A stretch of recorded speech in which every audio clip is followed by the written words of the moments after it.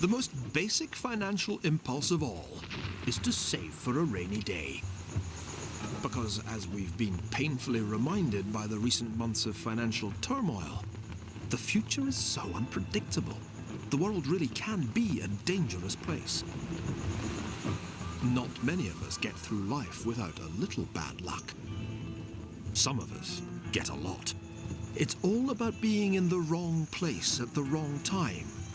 Like New Orleans, when Hurricane Katrina hit. The question is, how should we deal with the risks and uncertainties of the future? Should the onus be on the individual to insure against disaster? Should we be able to rely on the voluntary charity of our fellow human beings when calamity strikes? Or should we be able to count on the state, in other words, the compulsory contributions of our fellow taxpayers, to bail us out when the flood comes? That's a long way of asking a simple question. Are you insured? The British certainly think they are. Today, we pay a larger proportion of our income on insurance than any other people in the world. It's really rather odd, because Britain is one of the safest countries on earth. The struggle to overcome risk has been a constant theme of the history of money. From the invention of life insurance by two hard-drinking Scots clergymen, to the rise and fall of the welfare state, to the explosive growth of hedge funds and their multi-billionaire owners. At the core of our struggle with risk is an insoluble conflict. We want to be financially secure, and so we yearn for a predictable world. But the future always seems to come up with new and unpleasant ways to take us by surprise. We want calculable risk. We're stuck with random uncertainty.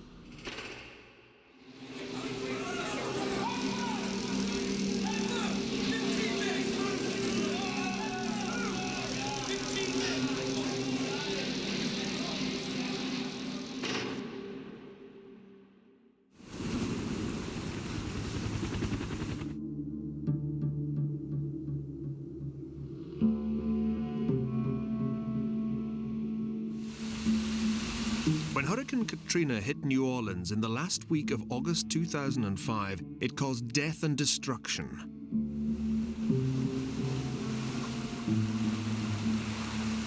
Yet it's not a natural catastrophe that now threatens the survival of the city. The real lesson of the disaster is about money. How the risk management system we call insurance simply failed when faced with a calamity on this scale.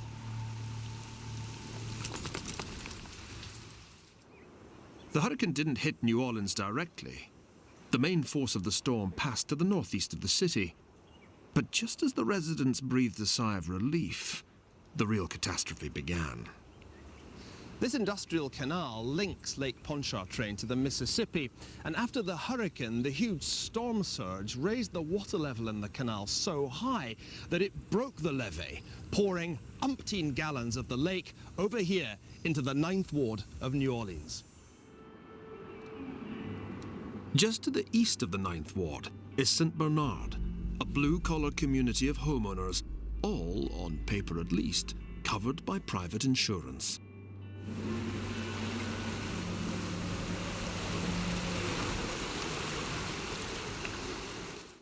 Councillor Joey DeFata refused advice to leave the city, staying put during the storm.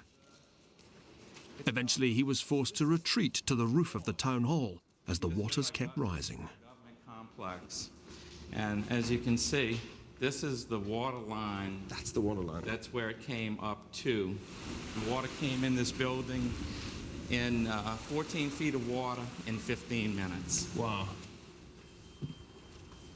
From the 2nd floor of this building, I could see coming down Judge Perez a wall of water. In that wall of water was debris, cars, vehicles, pieces of roofs, and this wall of water, you guesstimate, had to be maybe 15 to 20 feet tall.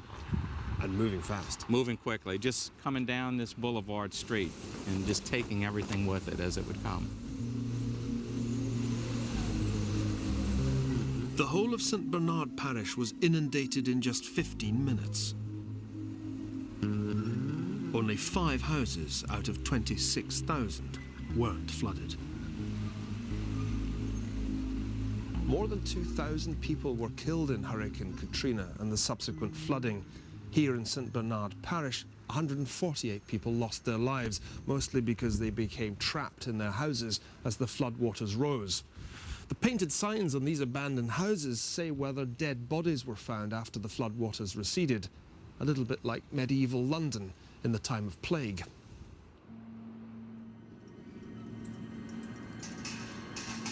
Yet 3 years later, it's not flooding or plague that's killing New Orleans. A harsh financial reality has emerged. People can't live here anymore because they can't insure their homes. One man made it his mission to show the limits of private insurance when it comes to a really big crisis.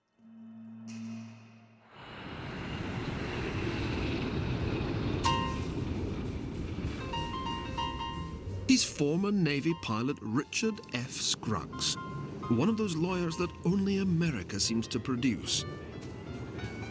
Dickie Scruggs took $50 million off the asbestos industry, then $248 billion off tobacco companies for failing to warn smokers of the danger of lung cancer. This kind of work has its rewards. Scruggs' share in fees on the tobacco case was $1.4 billion.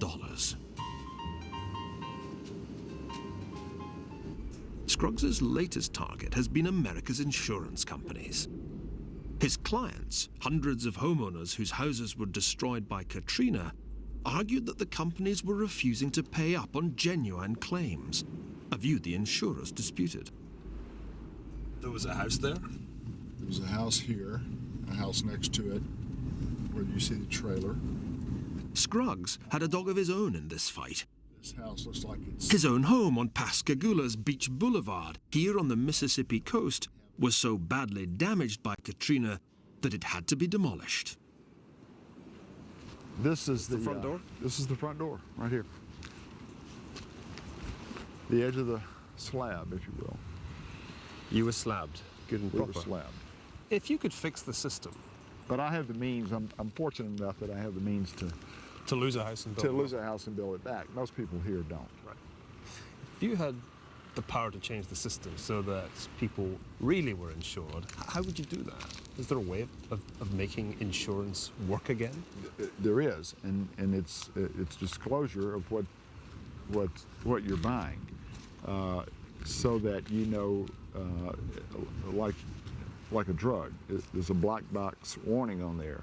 This is what it does. This is what you should watch out for, as opposed to this device, which is called the modern insurance policy, which no one can interpret or understand.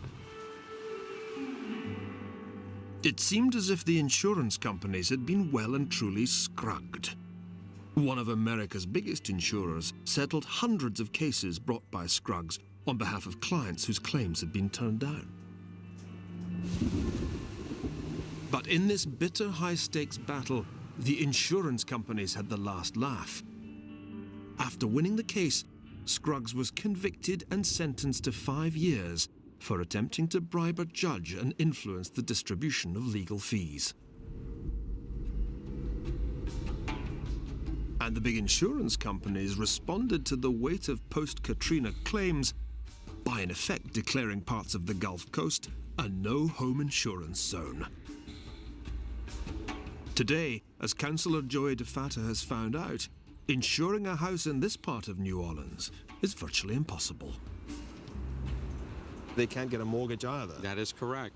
They have to make a choice. Do I build a house here, or do I relocate to another area where insurance may be a little bit cheaper and I can afford it? So that is hurting our community. It's taking our people away, the nucleus of this parish, and pulling them away. 3 years after disaster struck, St. Bernard Parish has only a third of its pre-Katrina population.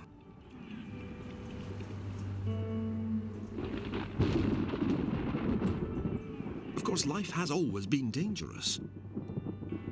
The real lesson of Katrina, or any big disaster, is that even when we think we're protected against risk, sometimes it turns out we're not. Even making quite modest insurance claims can seem more trouble than it's worth. It leaves you wondering why we bother spending so much on insurance policies every year. Where did this strange habit come from? Saving up for the proverbial rainy day is the first principle of insurance. But the trick is knowing what to do with your savings, so that unlike in New Orleans after Katrina, they're there in the kitty when you really need them. But to do that, you need to be more than usually canny. And that gives us a valuable clue as to where the history of modern insurance has its origins. Where else but in bonny, canny Scotland.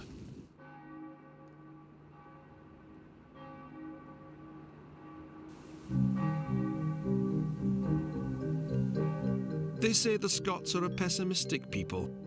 Maybe it's the weather, all those hundreds of rainy days. Maybe it's the endless years of sporting disappointment. Or maybe it was the Calvinism we picked up at the time of the Reformation. Certainly, it's two Church of Scotland ministers who deserve the credit for inventing the first true insurance fund back in 1744 and fathering a multi-billion-pound industry.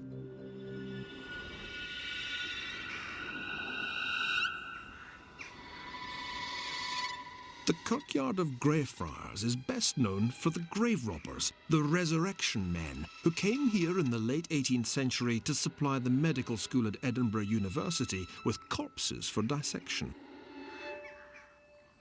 But Greyfriars' lasting importance comes from the work of the minister here, Robert Wallace, and his friend Alexander Webster. It's somehow appropriate that it was Scottish ministers who invented modern insurance. After all, we tend to think of them as the embodiment of prudence and thrift, weighed down with an anticipation of impending divine retribution for every tiny transgression. But in fact, Robert Wallace was a hard drinker as well as a mathematical prodigy who liked nothing better than knocking back magnums of claret with his bibulous buddies. Wallace and Webster were unhappy at the way the widows and children of their fellow clergymen were treated when the grim reaper struck. They often found themselves homeless and penniless. The plan Wallace and Webster came up with was ingenious. The first true insurance fund in history. These are some of the voluminous calculations that Robert Wallace did, now housed at the National Archives of Scotland. And you can see how he ran the numbers over and over again, making very careful assumptions about the maximum number of widows and orphans that would have to be provided for. The key point, however, was that from now on, ministers wouldn't just pay money in that would be paid out when one of their number died.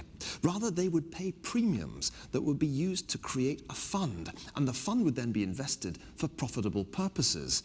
The widows and orphans henceforth would be paid out of the returns on that money, leaving the premiums to accumulate.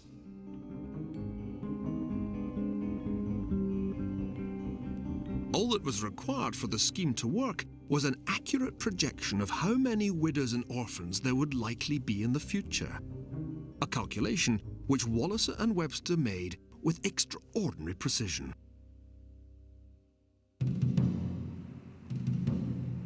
The creation of the Scottish Ministers' Widows' Fund was a milestone in financial history, for it provided a model not just for Scottish clergymen, but for everyone who aspired to provide for life's eventualities. By 1815, the principle of insurance was sufficiently widespread to be adopted for the widows of men who lost their lives fighting against Napoleon. At the Battle of Waterloo, your chances of getting killed were up to 1 in 4. But at least if you'd taken out insurance, you had the consolation of knowing that your wife and children wouldn't be thrown out onto the street. It gives a whole new meaning to the phrase, take cover.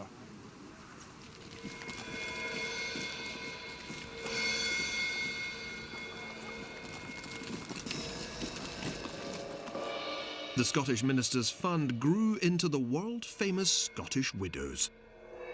Even novelists, not renowned for their financial prudence, could join. Walter Scott took out a policy in 1826 to reassure his creditors that they'd be paid in the event of his death. By the mid-19th century, being insured was as much a badge of respectability as going to church on Sunday.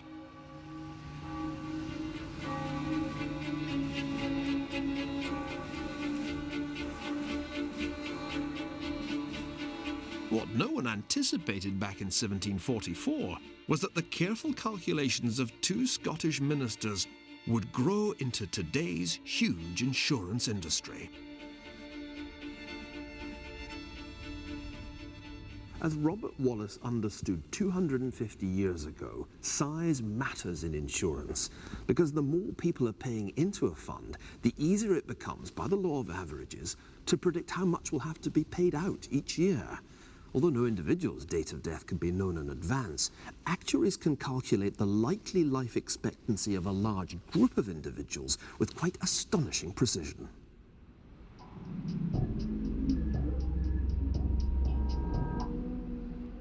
In other words, insurance is all about trying to cope with the risks of the future.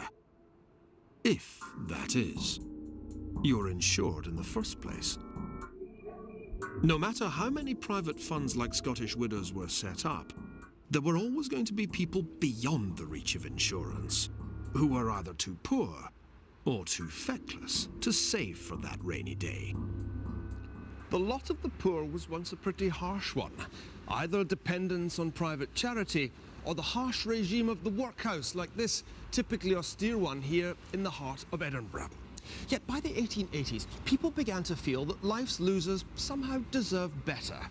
The seed was planted of an entirely new approach to risk, a seed that would ultimately sprout into the modern welfare state. This state system of insurance was designed to exploit the ultimate economy of scale by covering literally every citizen, from the cradle to the grave.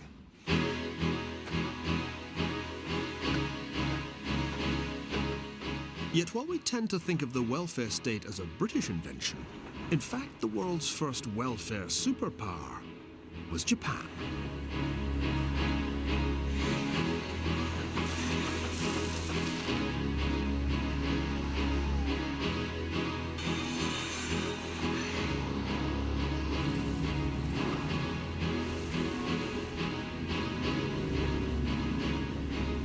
Disaster just kept striking Japan in the first half of the 20th century.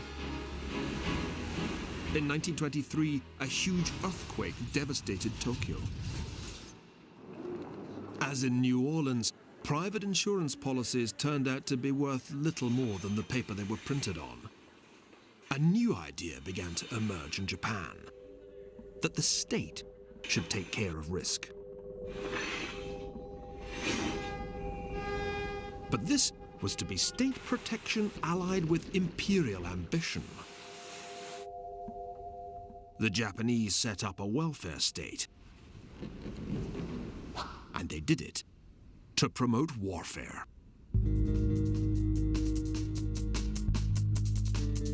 It was the mid-20th century state's insatiable appetite for able-bodied young soldiers and workers, not some kind of bleeding heart altruism, that inspired the rise of welfare. State healthcare would ensure a fitter populace and a steady supply of able-bodied recruits to the emperor's armed forces, and deliver him an empire.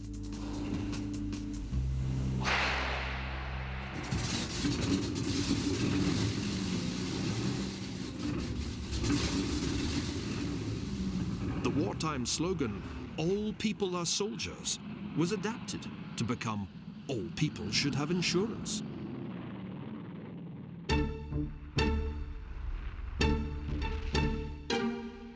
The only problem was that Japan had gone to war with the world's economic colossus, the United States.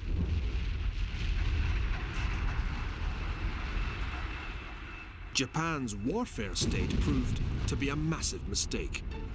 Quite apart from the nearly 3 million lives lost in Japan's doomed bid for empire, by 1945, the value of Japan's entire capital stock seemed to have been reduced to zero by American bombers. Cities built largely out of wood were incinerated. Nearly a third of the urban population lost their homes.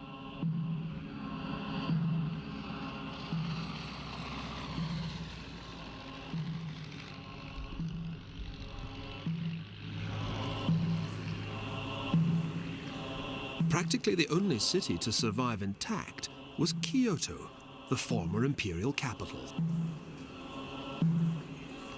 1945 may have seen the end of the Japanese warfare state, but it wasn't the end of the Japanese experiment with state-sponsored welfare.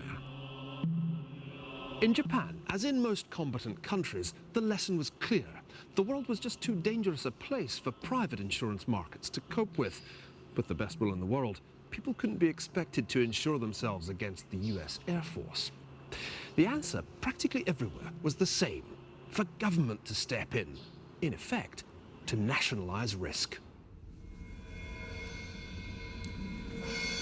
Perhaps the most familiar such system of welfare from the cradle to the grave, also born in the ruins of war, was devised by the British economist William Beveridge.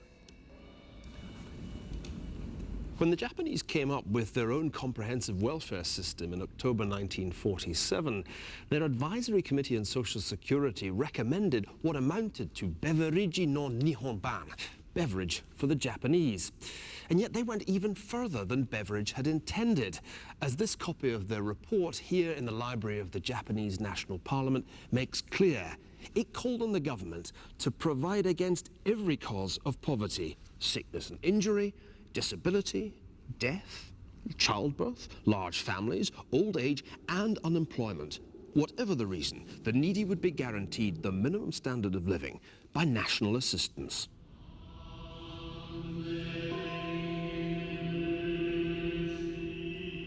From now on, the Japanese would no longer have to rely on the benevolence of a feudal lord or the luck of the gods.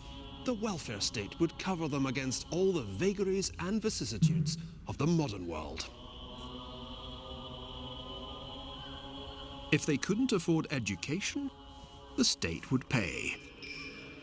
If they couldn't find work, the state would pay. If they were too ill to work, the state would pay. When they retired, the state would pay. And when they finally died, the state would pay their dependents.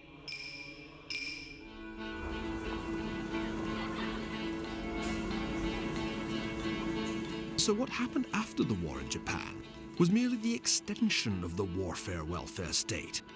The slogan now became, all people should have pensions. The Japanese welfare state seemed to be a miracle of effectiveness. In public health and education, Japan led the world.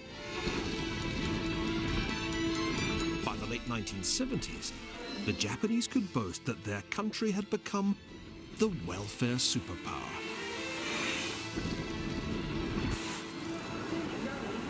Run like this, the welfare state seemed to make so much sense. Japan had achieved security for all, the elimination of risk, while at the same time growing so rapidly that by 1968, it had the second largest economy in the world. One US economist even predicted that Japan's per capita income would overtake America's by the year 2000.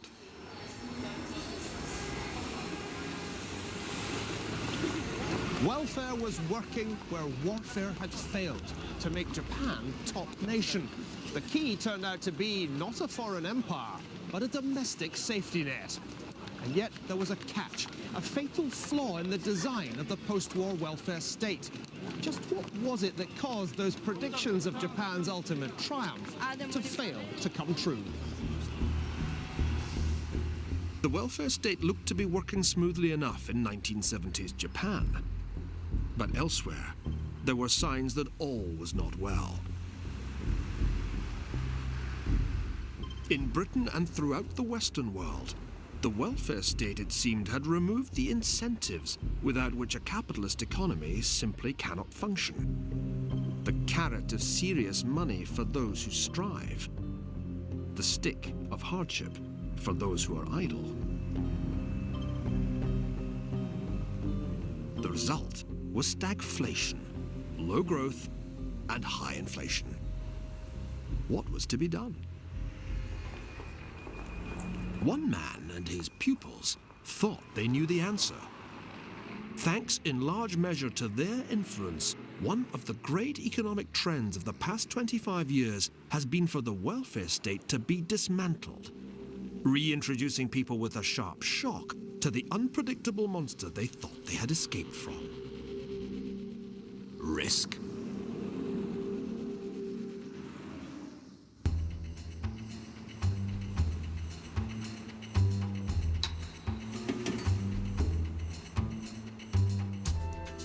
In 1976, a diminutive professor called Milton Friedman, working here at the University of Chicago, won the Nobel Prize in Economics. Milton Friedman won his place in the Economic Hall of Fame by restating this simple equation. MV equals PQ, where M is the money supply, V is the velocity at which it circulates, P is the price level, and Q is the quantity of expenditures. Friedman's observation was simple. If the money supply went up, then so did the price level, hence the quantity theory of money. But you needed much more than a piece of chalk and a blackboard to answer the second crucial question of Milton Friedman's career. What had gone wrong with the welfare state? In Chile, he found the perfect laboratory to test his theories.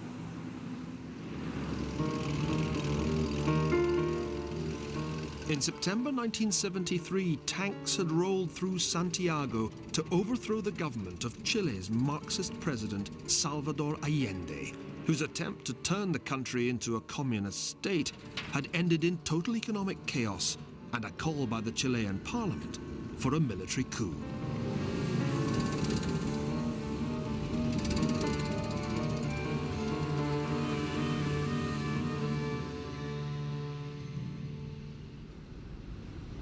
Up there on the balcony of the Carrera Hotel, opponents of the Allende regime celebrated with champagne as Air Force jets flew overhead to bomb the Moneda Palace.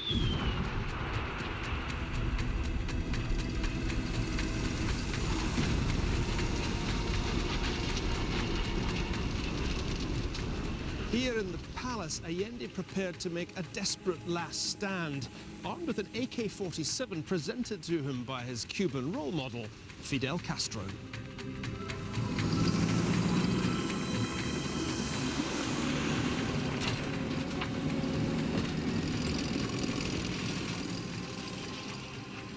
Looking out the palace window and seeing the tanks literally rolling in, Allende realized that it was all over for his dream of a Marxist Chile.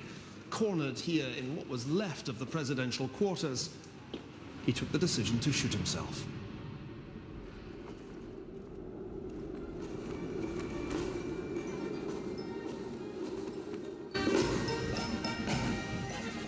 "35 years later, you can still see the bullet holes in some of the buildings around the square.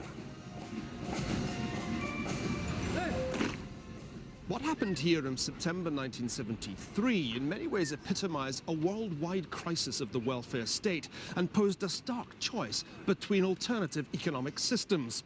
With output collapsing and inflation rampant, Chile's system of universal benefits was effectively bankrupt. For Allende, the only solution was full-blown Soviet-style takeover of the entire economy. Well, the generals and their supporters knew that they didn't want that. But what did they actually want, given that the status quo was unsustainable? Enter Milton Friedman.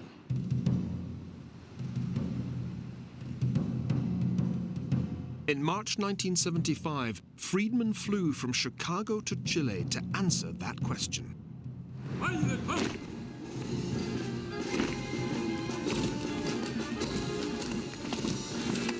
In addition to giving lectures and seminars, Friedman came here to the Moneda Palace for a meeting with the new Chilean president, General Augusto Pinochet. Friedman spent 3/4 of an hour with Pinochet, urging him to reduce the government deficit that he'd identified as the main cause of Chile's sky-high inflation, then running at an annual rate of 900%. A month after Friedman's visit, the Chilean junta announced that inflation would be stopped at any cost. The regime cut government spending by 27%.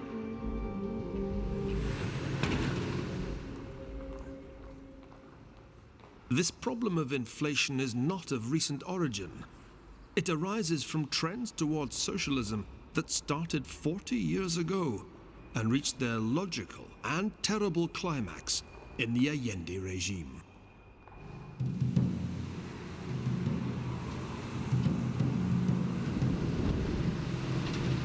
For tendering this advice, Friedman found himself denounced for acting as a consultant to a military dictator responsible for the executions of more than 2,000 real and suspected communists and the torture of nearly 30,000 more.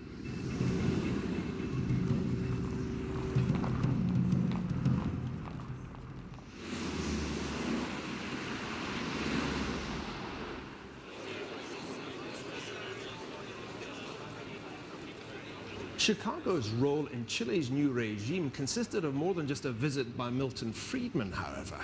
Since the 1950s, there'd been a steady stream of bright young economists going from this place, the Catholic University in Santiago, to study in Chicago, and they'd come back convinced of the need to balance the budget, tighten the money supply, and liberalize trade. These were the Chicago boys, Friedman's foot soldiers. And yet the most radical of their ideas went beyond what Friedman had recommended to Pinochet. It amounted to a full-scale rolling back of the welfare state.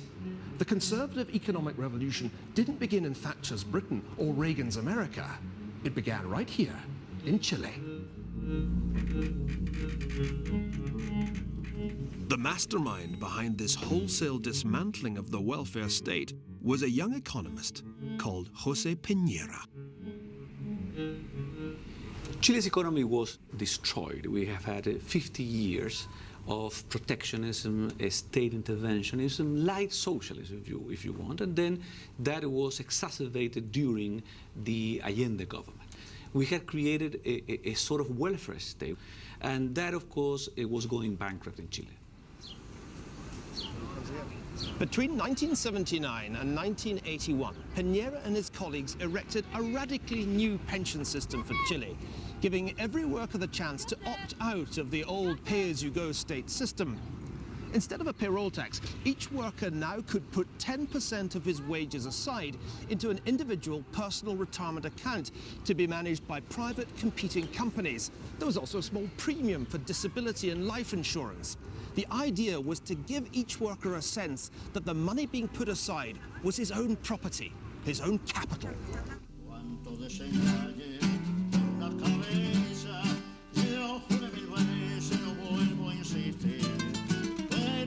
Piñera gambled. He gave workers a choice: stick with the old system of pay-as-you-go or opt for the new personal retirement accounts. It paid off. Convinced by Piñera's argument, 80% made the switch to a private pension plan.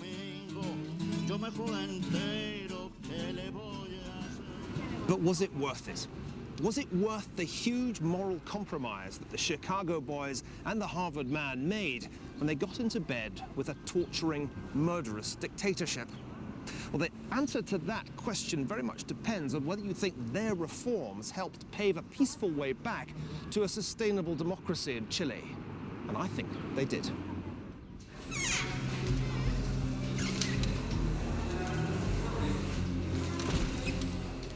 In 1980, Pinochet conceded a new constitution that prescribed a 10-year transition back to democracy. 10 years later, he stepped down as president. Democracy was restored. And by that time, the economic miracle was underway that helped to ensure its survival. For the pension reform not only created a new class of property owners, each with his own retirement nest egg, it also gave the Chilean economy a massive shot in the arm. These brokers at the Banco de Chile are investing Chilean workers' pension contributions into the stock market, and they've been doing a pretty good job of it.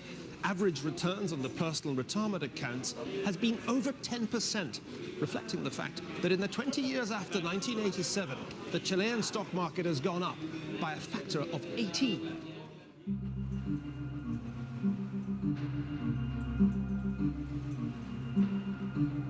There is a downside to the system, to be sure. Since not everyone in the economy has a regular full-time job, not everyone ends up participating in the system, which leaves a substantial chunk of the population with no pension coverage at all.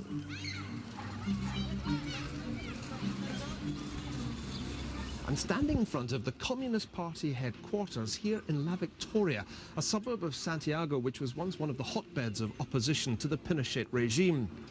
Because most people here are either unemployed or work in the informal sector, they don't or can't pay into the pension system, which means they don't get anything out of it. This is the kind of neighborhood where Che Guevara is still the local hero, not Jose Piñera.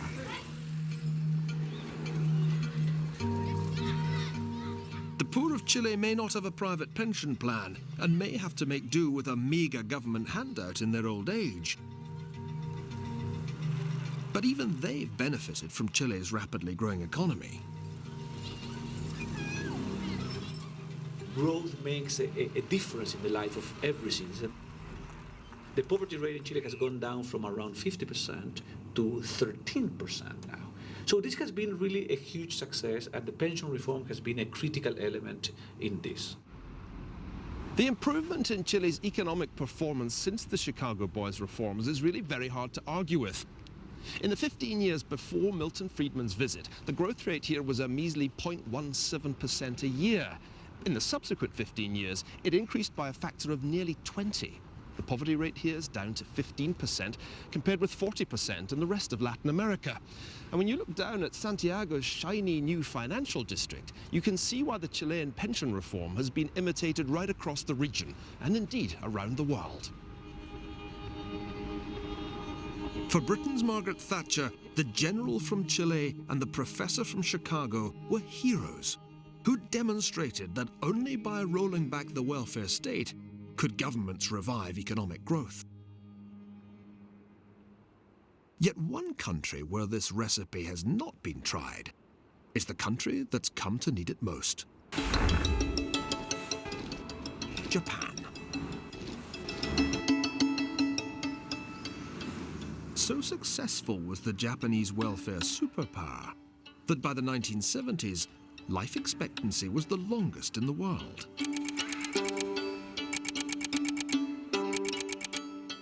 The problem was that Japan's welfare state was too successful.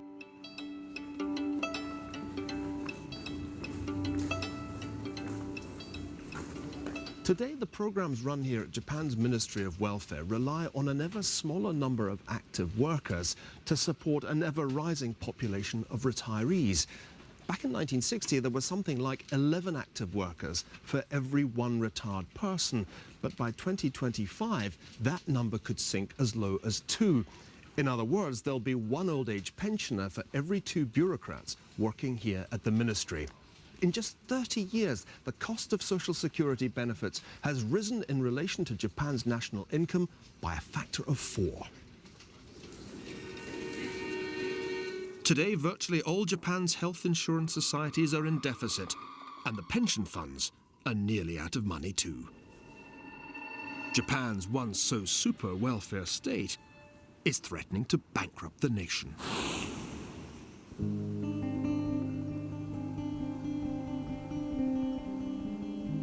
Insurance.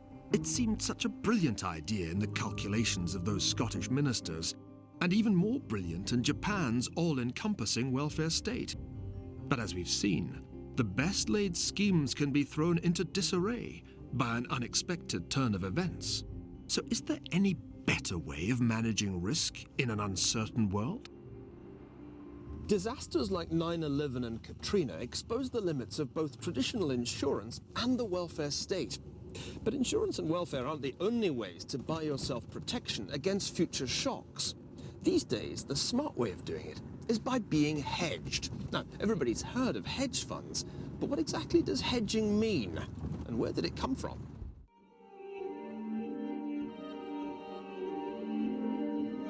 To most of us, hedge funds are a mystery. But the one thing we do know is that they can make you stupendously rich. One hugely successful hedge fund manager paid $60 million for this Cézanne, and he owns this Degas too. Not to mention a Jasper Johns he paid $80 million for. He's also given hundreds of millions of dollars to charity.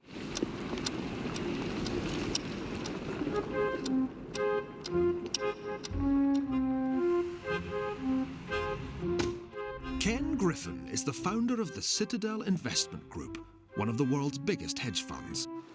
Last year, he navigated his way through the credit crunch so successfully that he was able to pay himself more than $1 billion. To most of us, risk is scary. But all of Griffin's vast wealth has come because he's found a way of managing risk with a mixture of mathematical precision and brilliant intuition. Nothing is constant. Nothing is the way it's always been. So what I find is that people who are really good at this have great intuition. They have great instinct. Their gut actually tells them something. The mathematics are important because they demonstrate you understand the problem. But ultimately, the decision about whether or not to take a given risk, I think, is really a human judgment call in every sense of the word.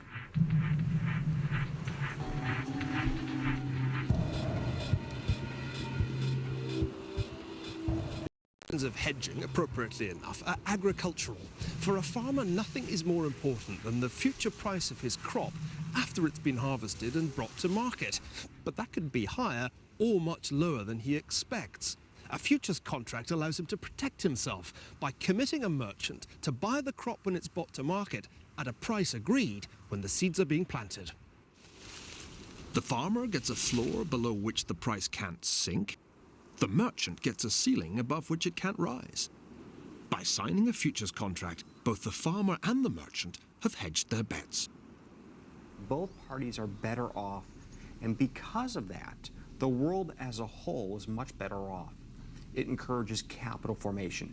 It encourages investment. It encourages people to do what is needed to be done to make the world a better place.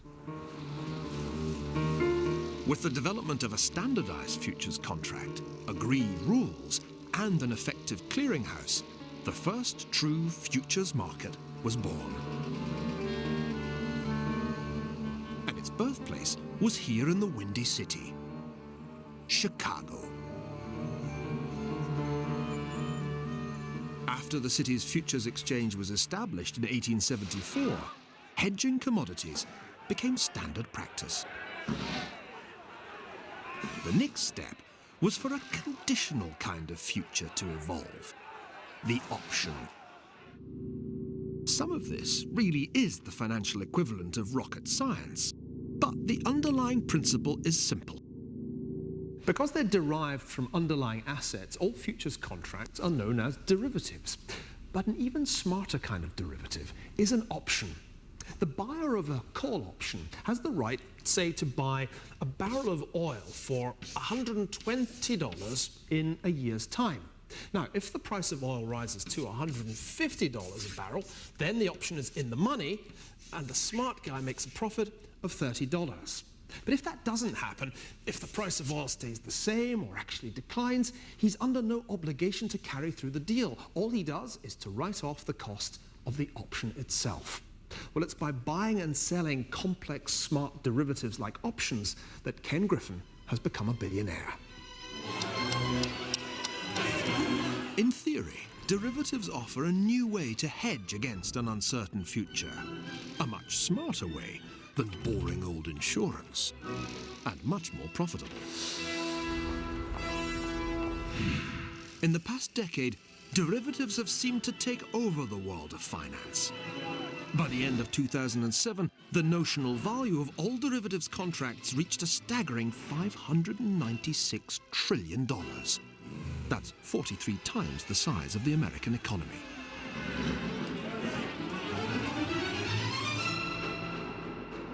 There are tremendous economic benefits for the people that work here. $20 billion in the hands of 1,000 people is really a 21st century phenomenon. This never happened 50 years ago.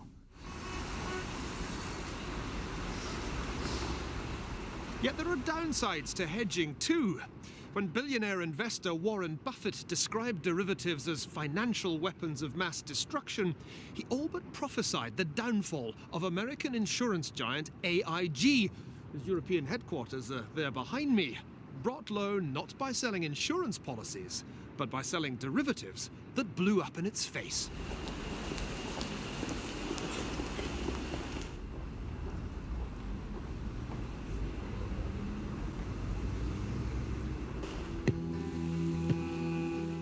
Our basic human urge to protect ourselves against risk has proved frustratingly difficult to satisfy.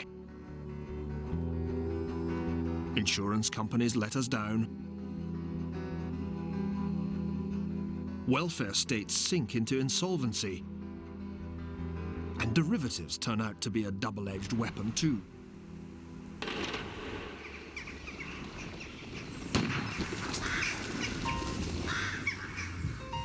And so for many families, providing for the future now takes one very simple form: an investment in a house, the value of which is supposed to keep going up until the day the breadwinners need to retire. If the pension plan falls short, never mind. There's always home, sweet home. As a pension or an insurance policy, this strategy has one very obvious flaw. It represents a one-way, totally unhedged bet on a single market, the property market. But, as we'll see in the next episode of The Ascent of Money, a bet on bricks and mortar, or good old Japanese wood, is anything but as safe as houses.